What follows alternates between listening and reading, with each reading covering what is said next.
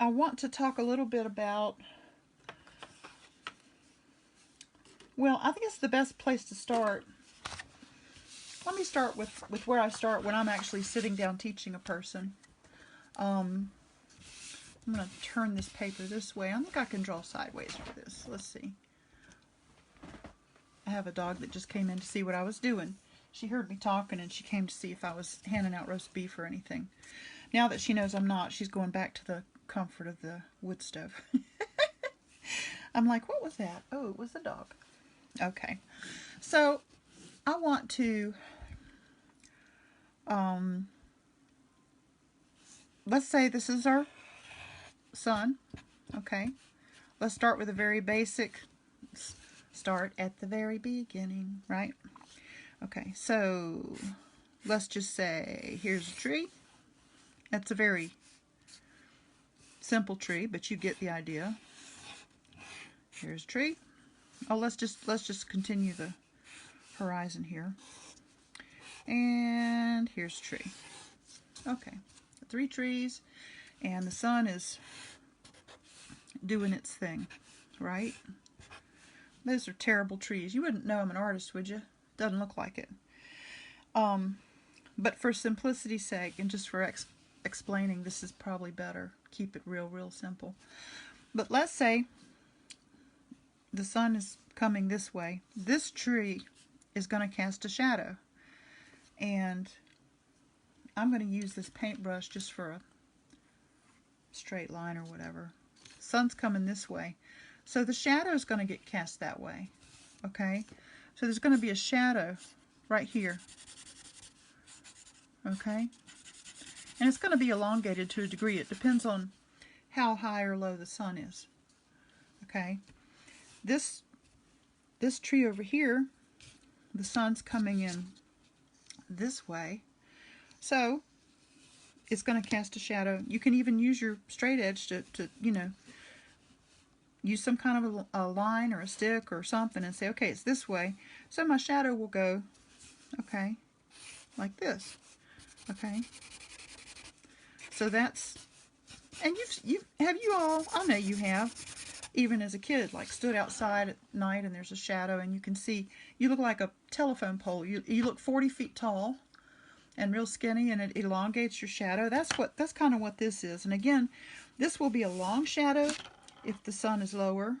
The higher it is, the shorter the shadow will get. Now the sun's shining down on this tree, and I know they look like mushrooms, not trees, but because I'm doing shadows, I thought I'd just keep it real simple. This one is going to pretty much cast a shadow just right here. It's just going to kind of be like this. That's sort of what you're looking at. That's when you go in and sit under a tree. That's when you get your shade under the tree, like high noon. When the sun is directly over the tree, you get that kind of a shade. But now, how are we going to... Let me ask you this. When you look at these trees and you see these shadows, you know, even though they're very crudely drawn, you know that these are shadows. Well, does it bother you at all?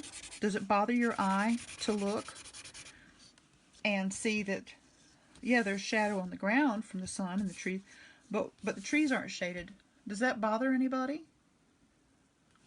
Do you see how you look at that and you go, yeah, I understand the shadows, but those trees don't look dimensional. They don't look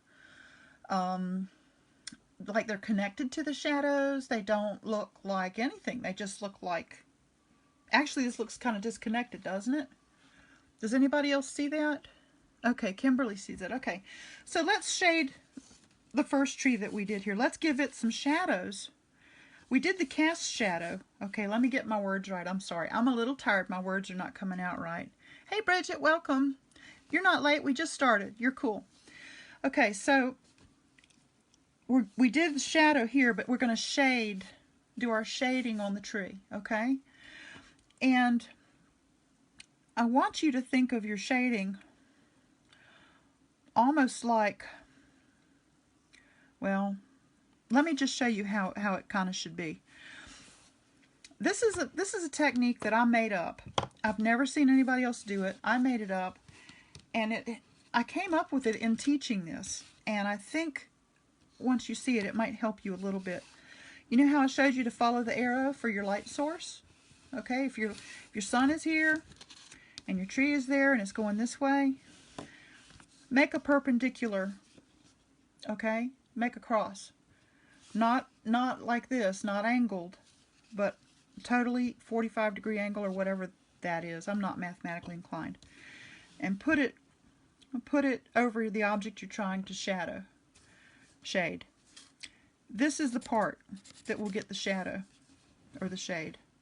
Okay, so what we're going to do, you're basically putting shade on the opposite side away from the light. So if the light's coming here, this side will be bright because it's closer to the light, and this side will be darker because it's the opposite side. It's like the sun and the earth, you know, when that kind of thing. Okay, now the trunk. Now the trunk's not a sphere. It's not round. How in the world are we going to do that? Well, it's basically going to be, okay, da-da-da-da, da-da-da-da. Okay, so it's going to be kind of like this. Now, Kimberly said she could see that these didn't quite look right. At this, I'm not finished with this. There's still more parts to think about. But does this look like it's connected to this at least? Is this tree starting to look like it might belong to this one? I mean, you know, like they're connected. These don't look connected at all, do they?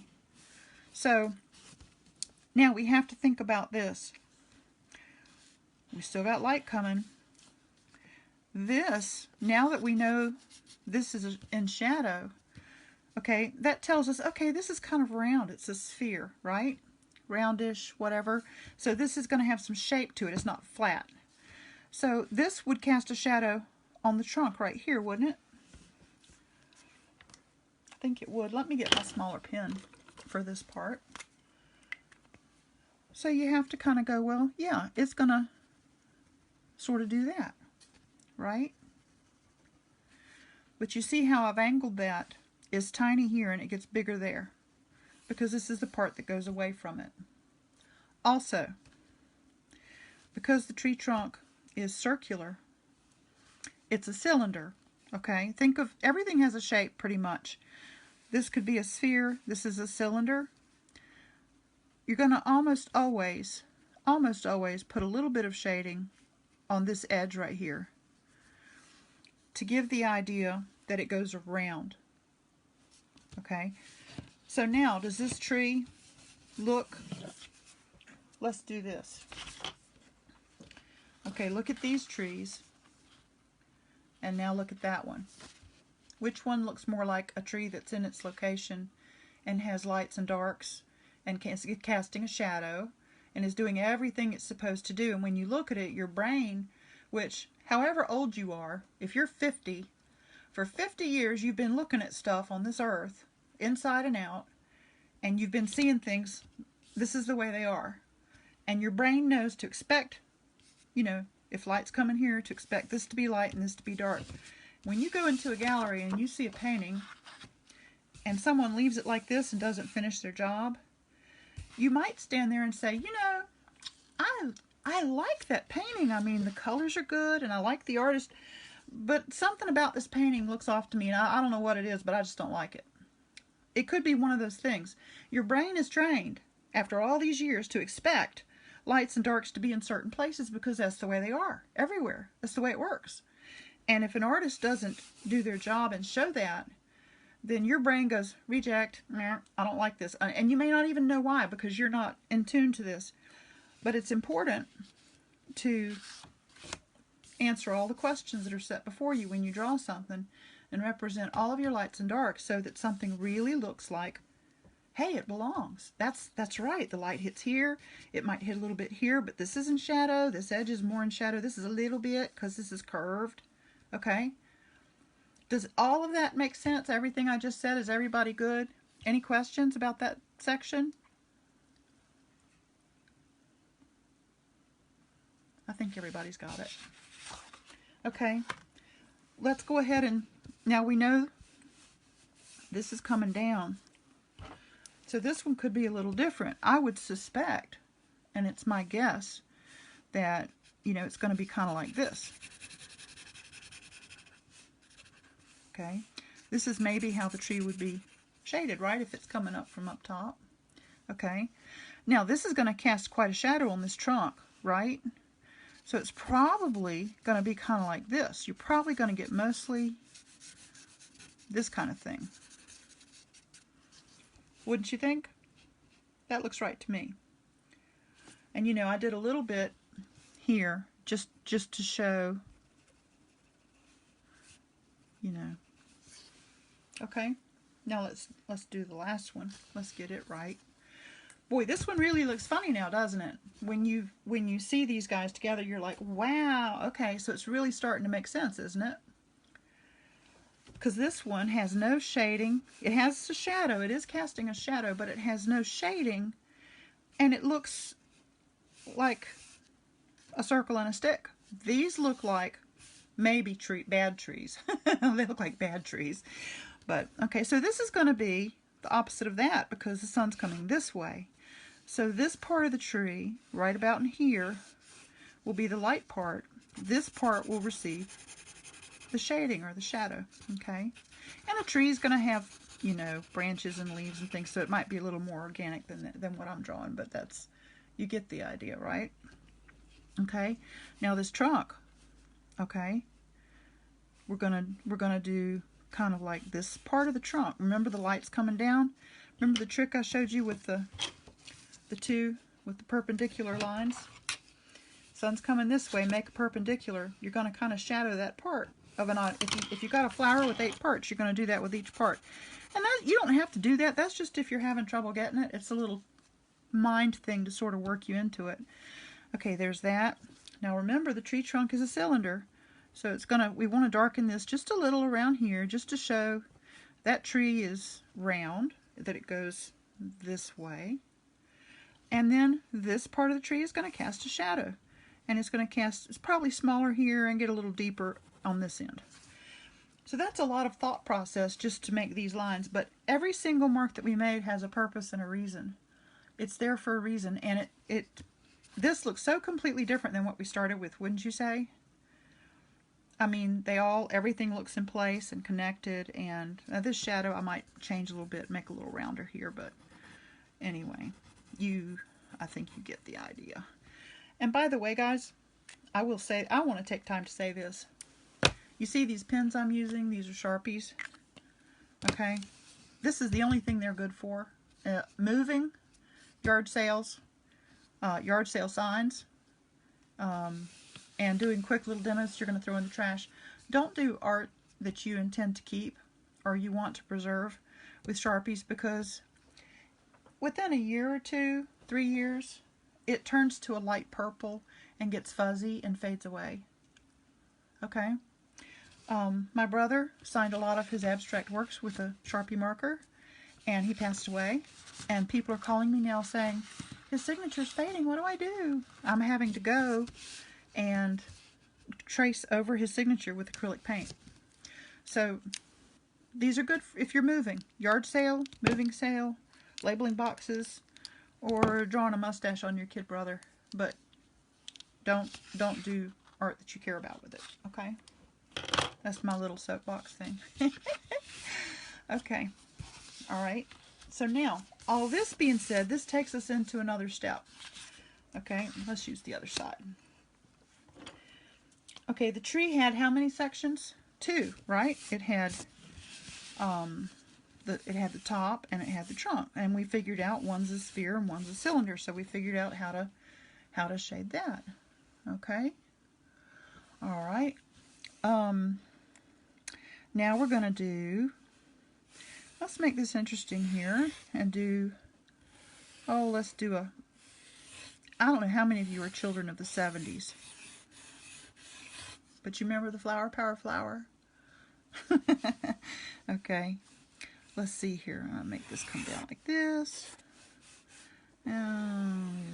So this is not just a line. I'm actually giving it some space in here, so we're going to have to decide how to shade these parts. Okay? I'm going to really make this kind of like, you're going to have to really put your thinking cap on for this. Okay, now my sun, or my light source, is here, which means it's coming this way. Okay? Flower power, that's right, Bridget. You got it. You got it. Excuse me, I have a sip of water. Okay. Oh, don't forget. Cute sun. Okay. All right. This flower's not on the ground, it's just floating in the air because it's the 70s and everything floats in the 70s. So here we go, right? So, how would we go about shading this? This has got so many pieces and parts. I guess we would start from the top and go down, right? I'm thinking out loud and I'm letting you hear my thinking process. Like, how do you decide to shade something that has so many parts? When we did the trees, it was a circle and a stem and, you know, 3 parts. It was still quite a thinking process, wasn't it? But knowing that now, how do we come to this flower and know where to put the sun, or put the highlighted and the you know, the highlights and the lowlights on this? Well, let me show you. What I want you to do is treat one piece at a time. So you'll do this petal and this petal. And when you do this petal, forget what you've done. And when you get to this petal, start thinking brand new. And after you do that petal, go to this one and think brand new. Don't say, well, I did this one at the bottom, so I'll do this one at the bottom, because it's not going to work that way. Okay. Hey, Carol, how are you? We've just covered light source, shadows and shading, light source and direction, and now we're talking about how you would shade or shadow something like this. It's kind of complicated. It's got a lot of parts. So let's try not to look at any of this. Let's just talk about this petal right here. Remember the thing we did? We made a line that followed the direction of our shadow. We made a perpendicular line. So where's our shadow going to be? Our shade? Shading? I can't get my words to come out. You know, we did watermelons, I called them pumpkins, and when we did pumpkins, I called them watermelons, and now I'm calling shadows shading and shading shadows. So bear with me, y'all. Okay, so here's my perpendicular. So it's like it's going to be this part of the flower, okay? The part that's furthest away from the sun is going to get the shading. Now, I'm using a marker, so that's a very distinct line, but you know, if you were drawing or painting, you could soften that, okay? If your petals are round, you might also do just a little of this, okay? Now that petal already looks really different, doesn't it? Hi, Kathy. How are you? Welcome. Kathy, we've talked about how sunlight hits trees and how they cast shadows and how they're shaded. And we've moved forward to how to shade something like this. And we're working on this flower one section at a time. So now let's move from this petal. I'm just going to show, you know that there'd be a line here because the sunlight comes down this way, right? So I'm going to just roll this down and put this over that petal. You see where that line is? That's the part of the flower that's going to get the shade on that. That's how you need to think about it. And with every petal, it's going to change. Oh, Carol says, I so need this, thanks. Kathy said, I had a really hard time getting... Oh, I'm sorry, Kathy. Well, I'm glad you made it. Thanks for being here. Okay, so here again is our light source. This is I call it, well, I don't call it anything, but you could call it the perpendicular tip. Line up a line with the way the light's coming in, make a perpendicular, and put it over the object you're trying to make decisions about. And that puts the shadow or the shading right here, which every time will come out to be the opposite side. So if you look at this petal as an object, the sunlight's on this side, so you're going to shade that side. Okay? That's kind of the way, you know, you wouldn't necessarily draw it like I'm doing it, but this is kind of the way you need to think about it. And that's what I'm trying to do, is just get you to think about it that way. So, Okay, all right. You see how it's starting to look like it's got a little shadow and shading and all that good stuff going on? Okay, so here's this petal. You know how we're going to think about that, right? Here we go. Okay, so it's going to be, okay, and this one is going to be like this. You see it change with each one? Do you see those, on this one, it was the bottom near the center of the flower. But on this one, it's the furthest part away from the center. Do you see that? Okay, so each of these gets their little shading there. Starting to look a little more like a respectable 70s flower, isn't it? Don't you think? Now we got to do the center. Now, if the center of your flower is like a sunflower and it sticks out, then you would want to shade, you know, it would be like this. You would kind of do this part of it, right? To be consistent with what we're doing and keep it simple. If you have a center of a flower that has one part that's raised and another that's not, for instance, the inside may go down in and this part may go in, your center of your flower could look a little like this. So you got to think about what kind of flower you have and what you want to portray.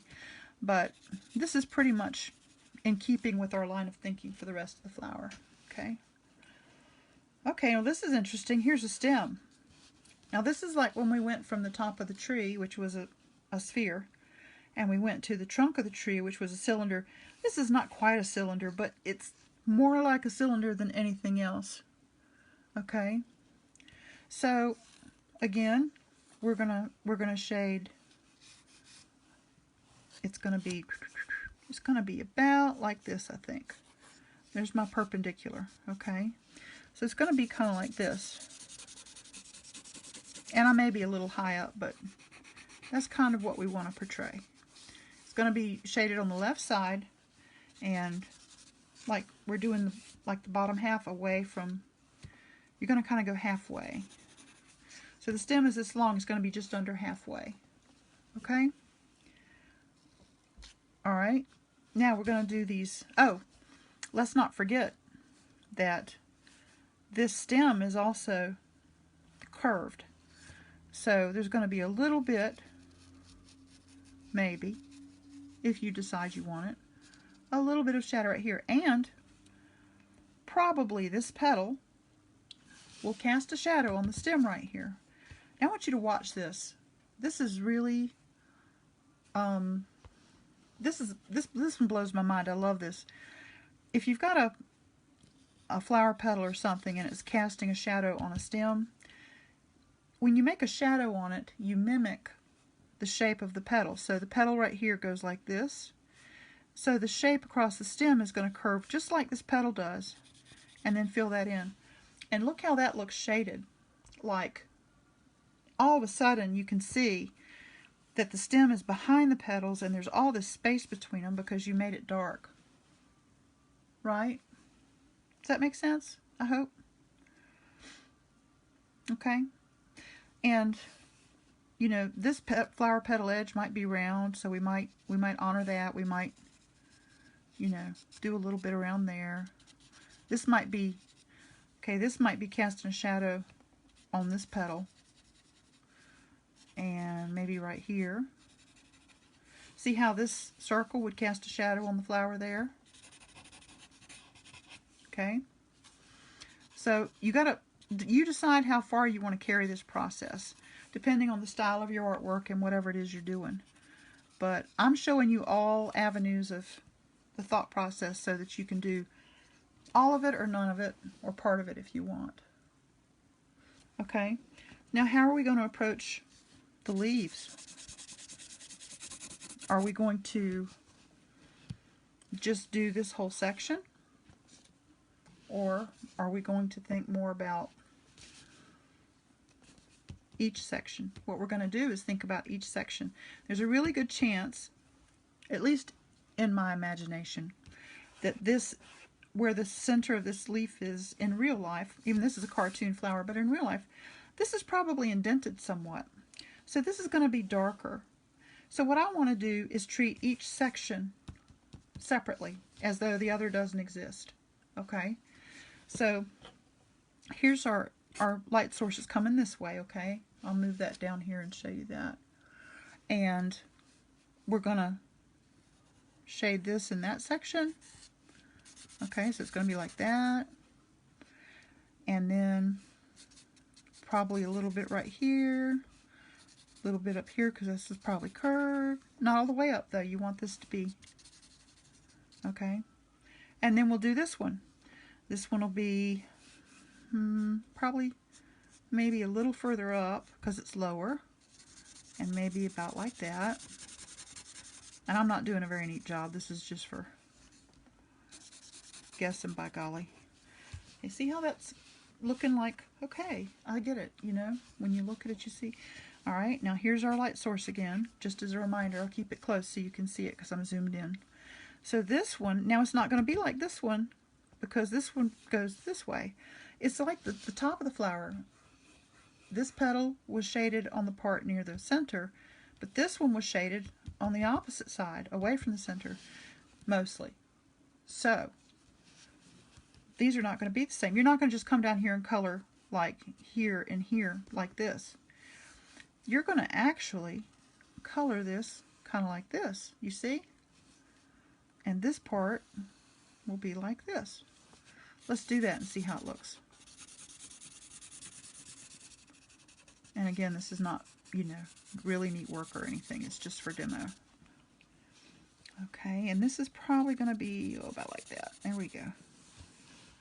Okay, so let me back out for you. Just take a look at that. You see how different this flower looks than when we started? It's actually got depth. It's got lights and darks. It's actually pretty dark. Now this part, I've changed pens and gone to a smaller one. We could maybe do some of this here. Give this some of this. It's a very harsh line I've got there. I'd like to kind of break that up a little bit so you can, loosens it up just a little. Makes it maybe a little more realistic. Okay. But you see here, just, that's how you want to think about how to shade things. Where to put your shadows. How do you know where to put them? Well, there you go. So you can do, you do each piece and you think about where the light's coming from. And when you get to something that's complicated, you think about every little bit. Now, this flower is a big flower and it's taken up most of my paper, so I was able to address each section because it's big and you can see each section very clearly. If I were doing a picture of the forest and I had a bunch of little flowers, would I sit here and do all the shading and stuff on every single flower? No. No, that's too, you can't. I mean, well, you could, but who's gonna? I'm not. You can, I'm not. Okay? Just the big stuff. The stuff that's the focal point. The stuff that people's eyes are going to be drawn to initially. The stuff that they're going to see first. That's how you know. Or if you're painting and you look at it and something in your brain says, something's wrong with that tree. It just doesn't look right. It needs, what's wrong with it? Oh, my light source. I've got to think about my light source. Okay? So there's that. And there's another aspect of it that I want to run by you. Another way to think, and this is a little bit of a sort of a Q&A, kind of a pick your brain kind of thing. And I'm going to use charcoal. I've got some Vine charcoal here. Vine charcoal is pretty cool. You can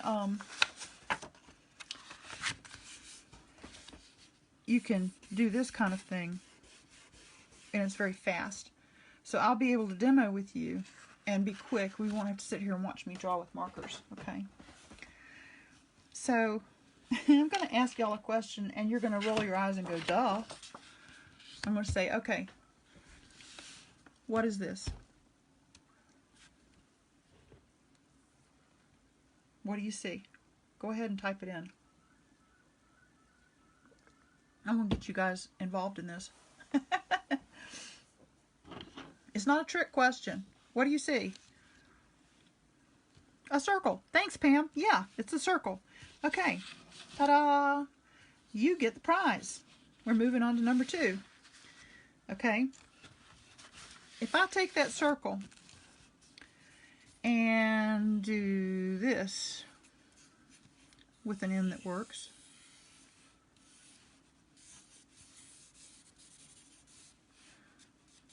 okay, let's see, maybe something like this.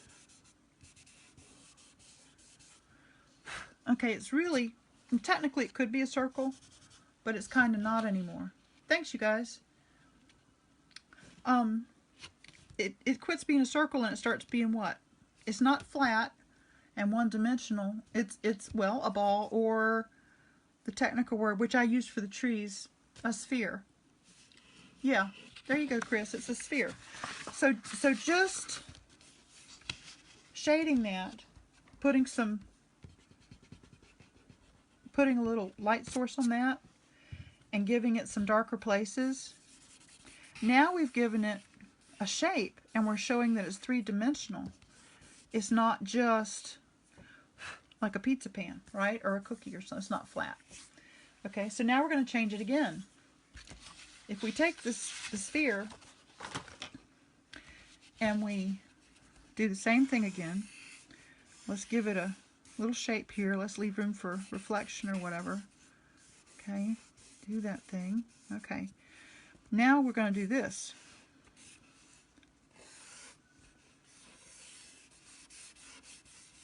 Now it's a sphere or a ball, and it's actually got a location. It's on a surface of some kind, right? It's on a table. It's something's happening. This makes it, because it's casting a shadow, now it has a story. You look at this picture, there's something happening. Something's going to happen. You know, it's not just a circle. It's not just a sphere floating in the air like a planet. It's located. It's doing stuff. There's things happening. And all your light source tells all that. And the light source would be coming from this way on this, because this is the light part. And, of course, here's your darker part. I think everybody got the shading part right. Isn't it funny how just this little bit of scribbling, a little charcoal, can change this to this? It's kind of neat, isn't it? So, you really want to think about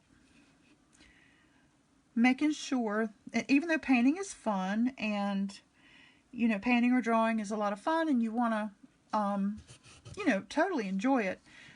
If you want to get it right, you kind of have to stop and think a little bit about, you know, okay, I really want this to work. When people look at it, I don't want their brain to go, oh, something's wrong with that. I don't know what it is. You want people to look at it and go, wow, how did she do that? Because they're not going to know how you did it either if you get it right. Okay? So, let's say,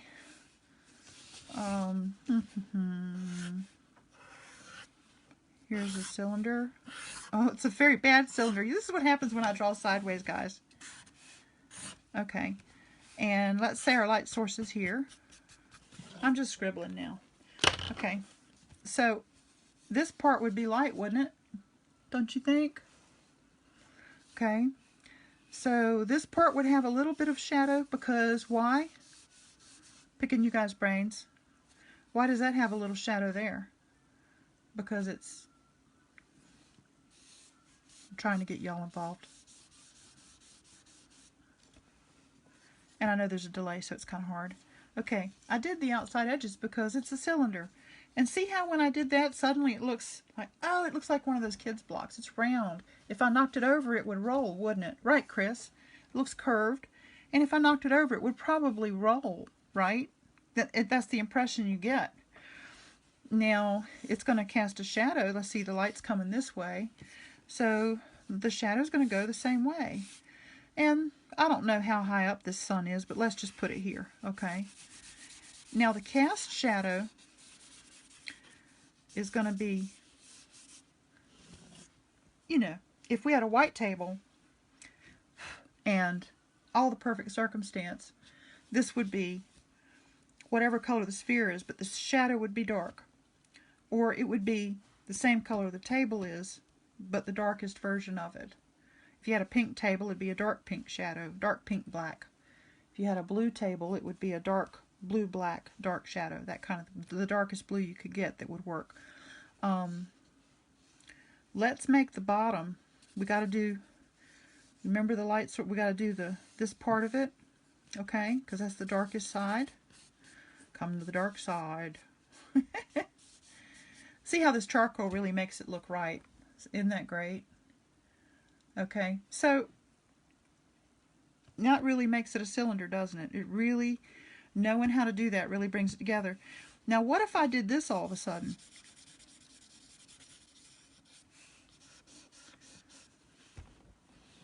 What is it now? It's still a cylinder, but is it solid or is it hollow?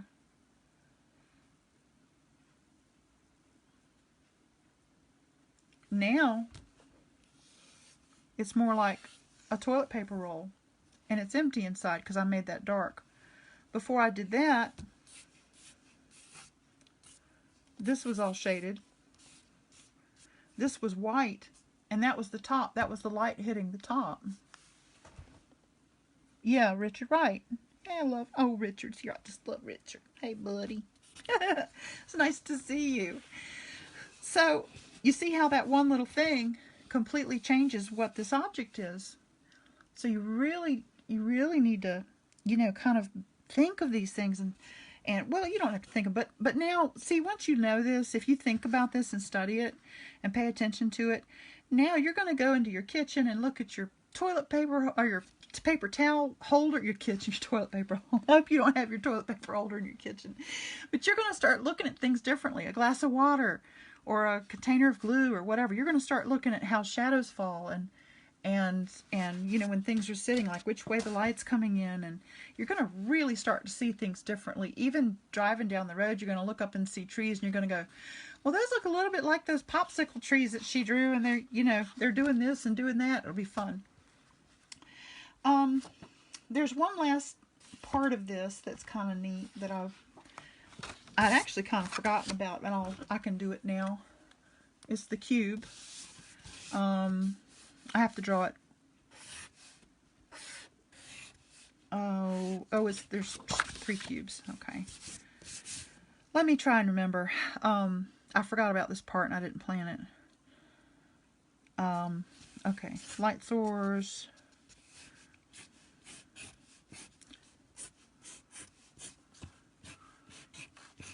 Okay. And I'll start to notice these things. You're right. Yeah, you will. You'll start to see these things. Okay, now here's...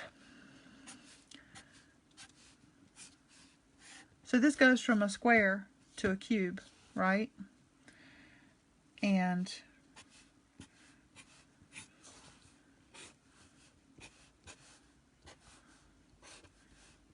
Okay, light source, light source, light source. This is on a multi-sided thing, okay? And if you want to, we can even put them on a table or something. There we go. Forgotten all about this. So, what color is the top going to be? Of course, you guys know the answer to that. The top is going to be the lightest. The side is going to be the second darkest. And this is going to be the darkest. Does that make sense? Can you see that?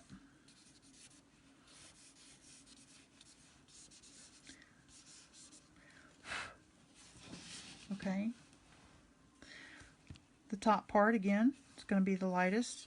This actually would be sitting kind of like this, but anyway, we won't.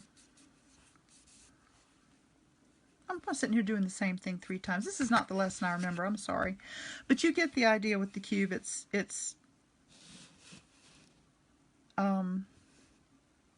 if you drew, well, never mind. That's a brain thing, y'all. Let's just go with this. But you see, there's going to be 3 different, there's going to be like the lightest, this is value, is what this is. And value is where you go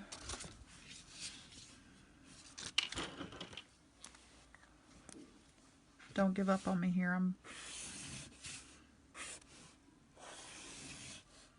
I'm just going to draw a series of blocks here. Okay, there's 5 blocks or 4 blocks in a rectangle. Okay, let's say this is 1, 2, 3, 4. Now some people do these with 5 values, some people do them with 8. It's whatever you know, whatever you want to use. 1 being the lightest and 5 being the darkest. So we'll go ahead and do 5 and get it nice and dark.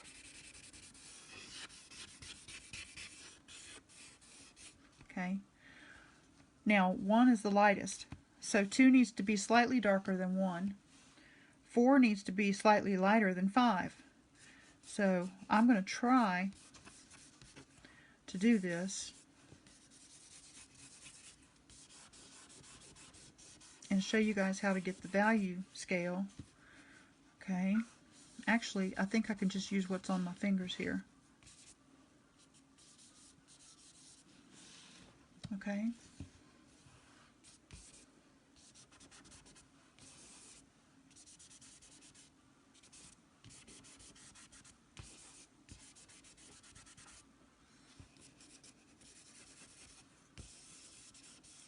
I'm going to have to scribble on this one. It's not taking it. There we go.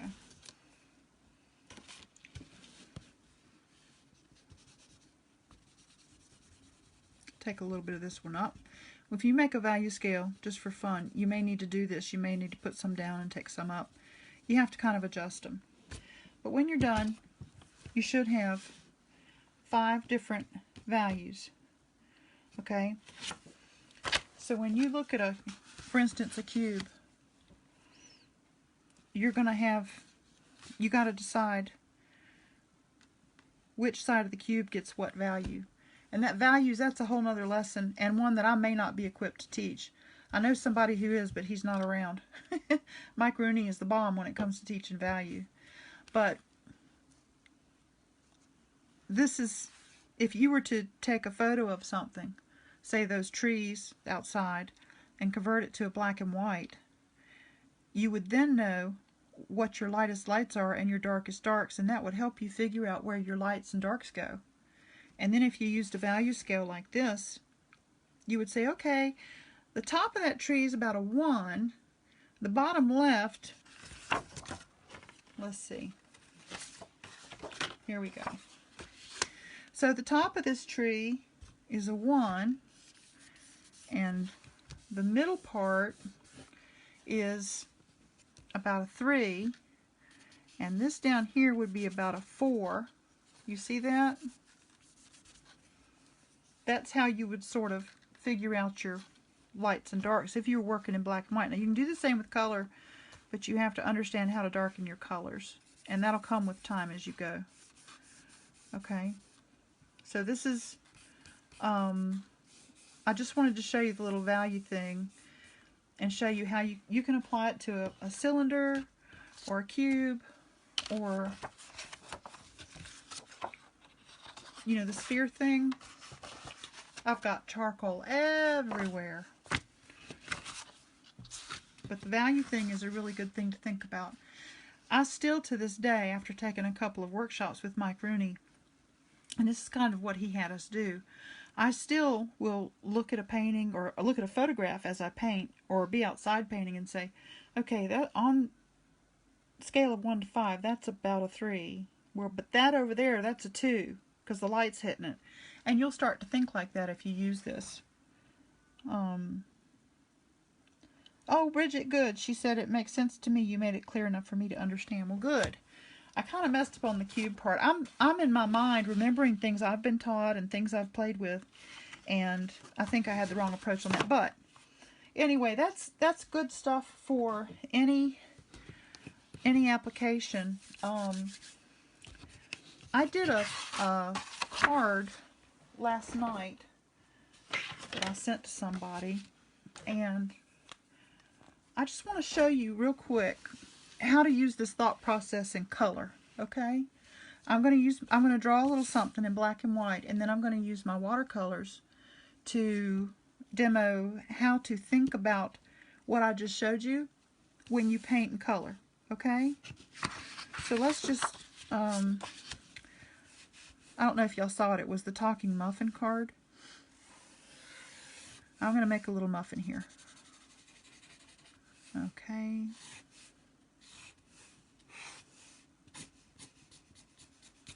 And he was, oh, talking. Okay. It was a joke. You have to look for it on my thing. Okay. So he was in the oven, and he was two muffins in an oven, and this muffin says, "Oh, it's getting hot in here," and the other one jumps back and says, "A talking muffin." Yeah. That's the way we're silly sometimes. Okay. All right. So this is how you're going to take what I showed you tonight, and you're going to know how to paint when you do this. I just chose this muffin thing because it's a good example. It's pretty simple, and yet I can show you quickly without getting too involved, and yet it's not a cylinder or a box or whatever. You can see that it's different, and I can still make it work using what I showed you guys. Okay, I can show you how to make it work using all the stuff I showed you. Okay, so I painted the muffin a flat color. Now I can take my brown again and go back around this edge. Remember why you know why I'm doing that? Now you know why. You've seen me do it in demos, but now you know why I'm doing this. Why am I doing this? Anybody that can remember? I just want to see what y'all remember. See if you guys are with me. Bridget, that's funny. Why did I make another pass and make this a little darker? Yeah, to curve it. Yeah, Chris, thank you. Yeah, just to make it, just to show that it's dimensional. It's not 1D or 2D. It's 3D. It's a muffin, and it's got sides and tops and bottoms. So now I'm going to paint the little paper cup that the muffin's cooked in. Now you guys, I'm painting on cardstock, so I'm not getting quite the effect I usually like to get. But okay, now I've painted this paper, and it's okay. Yeah, Richard, dimension. Yep. Oh, you guys ought to see Richard's work. Oh my God. Just, Richard, put up a link for your work so they can go see it wherever you have it. I want y'all to see his drawing. He does colored pencil artwork, and he's fantastic. Besides being a fantastic person, he's a wonderful artist. Please check out his work. Okay, I got to get back to business. I'm goofy. All right. Bridget, yeah, spherical or round or dimensional, all those things, three-dimensional. Okay, now I've got my paper thing drawn. That looks okay. Yeah, it's cute, but watch this. I'm just the same paint. I'm just going to make another pass. I'm going to do that same trick. See how I'm doing my edges? All right, now I'm going to do... Now, we made an assumption that the light's coming from here, okay? I made an assumption. Let's say the light source is sort of right here, kind of in the middle, okay? Just to be clear on that, because I've talked about it the whole night, and then I didn't show it on here. Okay, so I'm going to do the opposite of this. This whole blue area is what I'm treating, okay? I'm treating the this area, and here's okay, so this is what we want to shade, see? Under there. So now I want to blend that. I don't want it just to be a loop like that. I'm going to blend it. And that looks so much better than it did, I think. Except for that line I put in there. There's Richard's work, you guys. He's a friend of mine. I've known him for a long time. He's done ACEOs with me over in the ACEO group for years. And his work is just wonderful. If you like lighthouses and beautiful colored pencil work, take a look at his link there. And I appreciate you being here tonight, Richard. Thanks. Okay, now this muffin may hang over. It may be a muffin top. Okay. It may actually be... no, don't blush. You're such a good friend. You're an old friend. You've been around a long... We've been around a long time, haven't we? Okay, I'm going to do this part here, suggesting that perhaps the muffin is so dimensional and so fat that it's creating, it's you know, like overcast here. So the cup is a darker blue right underneath of that. Now, don't you think this little cup looks better than it did before it had just anything, just one layer? I think it does. I think it looks much better. We really, I should have done another one over here without the extra touches, and you could compare the two. Shucks. Live and learn, right? I'm going to do it. You know me. Now, this one's not going to be as cute or as pretty. It says, oh my God. Okay. This one's really rough, but I'm just going to paint it real quick the same way so you can see without the extra touches. Oh, I didn't mix enough paint. Got to go back. Sorry, bear with me here. I just want you to see a flat one, and I want you to see an embellished one, and I want you to see the difference. I'm not going to go back and do a second pass on this muffin here. It's just going to be one pass.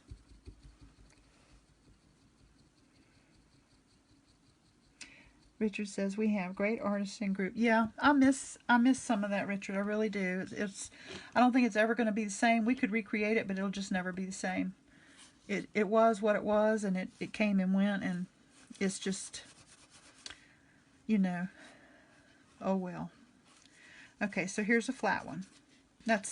It's not as, you know, this is just to give you an idea. And we've got to have cute cheeks, right? Little blushy cheeks. Okay. Now let's do the table. You got to do the table.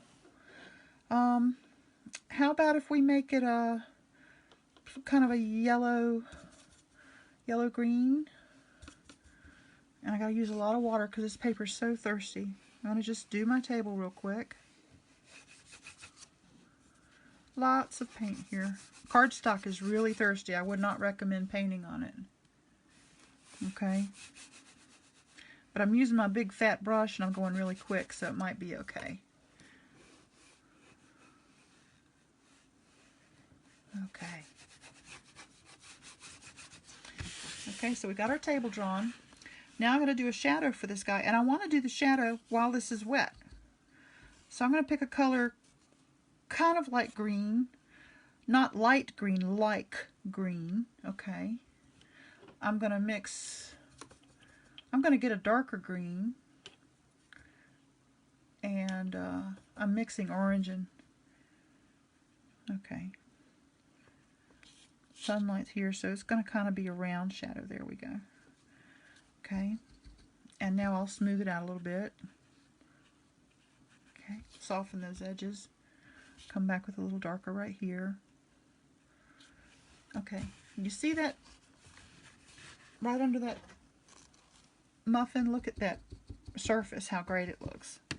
And watercolor will do its thing. It'll spread out and look pretty. And now, of the two muffins, never minding the line here because this was an afterthought, of the two muffins, which one can you appreciate more? Even though it's just a tiny little touch or a tiny little detail, you know, that little making a pass here, making a pass here, and I didn't make color any stronger. I didn't make a whole bunch of color. All I did was take the same paint I did the first coat with and just made a little pass around here while it was wet and let them do another layer, and it just gets a little darker. Every pass that you make, it gets darker and darker, okay? So if you want a darker blue, you don't necessarily need to add more pigment. You just let it dry and then come back and touch it again. That's the great thing about watercolors. Now the bad thing about cardstock is this is so wet, it's going through to the other side. So this doesn't look like it would. It doesn't look as good as it would on watercolor paper. Here's the Easter basket we did the other day. See the shadow I put under that basket?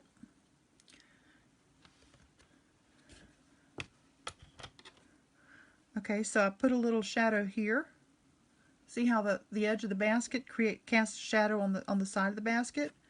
I shadowed the sides of the basket, and I put in the grass some dark here, under the eggs and under the basket, and that gives it all, it sort of anchors the basket to the grass. It gives it all kind of a location. like the sphere or the ball that was on the table. The shadow connects the two and gives it a location. It makes it look connected, like it's not floating. Okay? Like the trees, when we did the shadow for the trees, all of a sudden it was connected, right? Okay, let's see. I'm trying to read the comments here. Attention to detail makes a big difference. Well, these little pieces of art we do, Pam, you know, they're so small. It just takes a second to go boop, boop, and you've made the effect. It's no big deal. And once you know how to do it, you'll do it. You won't even think about it. Kathy says, big difference with shading. Yeah, there really is a big difference. And don't be afraid to, and I just want to say this again. I've said it before. Yeah, I did. You're right, Bridget. When we did this little basket, I even darkened the handle right under the bird. Can you see that? I wanted that to show too. You know, just because it look, when you look at it, I want it to look right to you. So I took brown and I went bloop, bloop, bloop, bloop, bloop, done. But look what it does for it. Makes it a neat little piece of work, right? Don't be afraid to mix colors when you do. See, I just put a little green on this blue cupcake here. Don't be afraid to mix colors. Don't be afraid to layer colors, as long as they're sort of in the same family, like cool colors or warm colors, or, you know, if you've got, like, okay, this muffin, he's cute, but what if my favorite 2 words in the whole world, what if we did a little yellow? That would, look, it warms him up. Makes it warmer. That's the second color. All right, now we can take a hit of green, come under here, do a little more green, play with this. There's so much you can do, and I just want to encourage you to be brave and play with your paints and layer colors and have a good time. Don't be hesitant, because look, you're in charge of it, and if at the end, if you don't like it, you can shove it under the bed. Nobody's got to see it. It's up to you. Just so you enjoy the journey and the creating of it, don't worry about the end result. But if the end result is really bugging you and you needed to know this, I hope this helped. And any of you that are doing this stuff later, if you run into a problem, you know, you can just give me a shout. Again, just to sort of review, and I do have charcoal all over everything, but I'll just kind of review. I can get everything in order here. We talked about, and for those that came in late maybe, charcoal and everything. We did 3 trees, lollipop trees, and we shaded them according to light source. We did the opposite side of the spherical part of the tree. We did the opposite side of the cylinder, and we cast a shadow. And of course the shadow will change.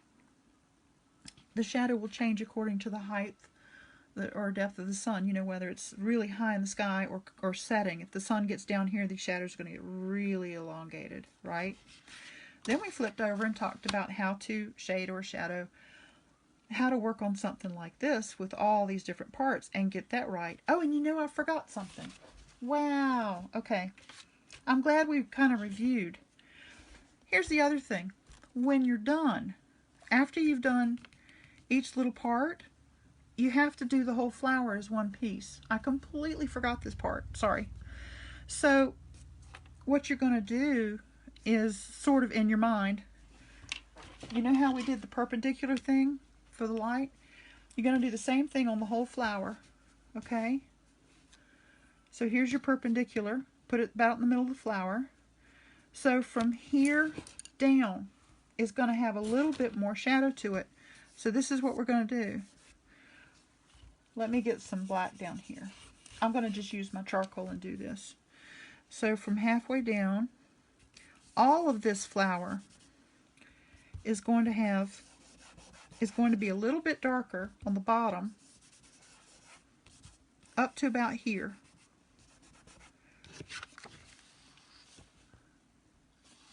Okay, then the top, because, and we could even do some of this on the bottom of these, because they're the bottom of the flower, bottom of this part, and you see how that even brings it up a little bit.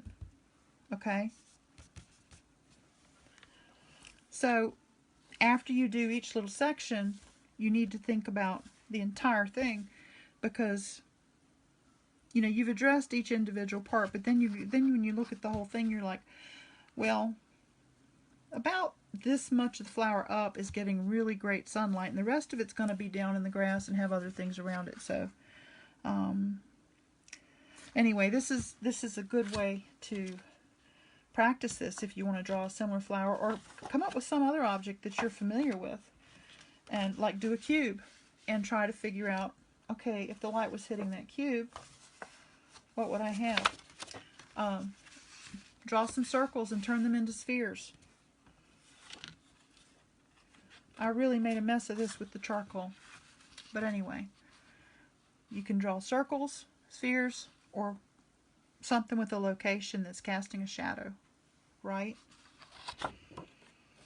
And you remember this, it was a cylinder that was not hollow. It was a solid cylinder until I colored the inside black. And that changed it. It was like this with a white top. It was solid with the light hitting it. And then when I colored that black, it started to look like a toilet paper roll because it was hollow inside. One little mark can change everything. Still reviewing value chart, 1 to 5, grayscale, 5 being the darkest. And I've played in this to make other things dark. There we go. So 5 being the darkest, and this is a really great thing to have hanging on the wall to remind you to try and imagine whatever you're painting in black and white, to know, okay, is that a 1? Is it a 5? Here's the Muffin Man, okay. This part of him would be maybe a 2 or 3. This part right under this edge would be about a 4. We really don't have any 5s. There's no darker darks on this.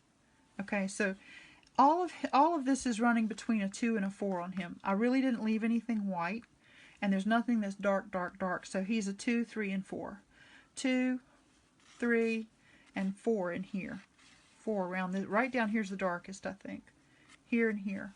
And if you start to think about that, it'll come to you over time, and the more you paint and the more you think about it, it'll really hit you, and you'll be painting one day and you'll do it and you'll go, oh, I did it, I got it. You'll have a light bulb moment. I want to hear about it when you do. Let me know, okay? Okay. So, that was fun, and now we're done.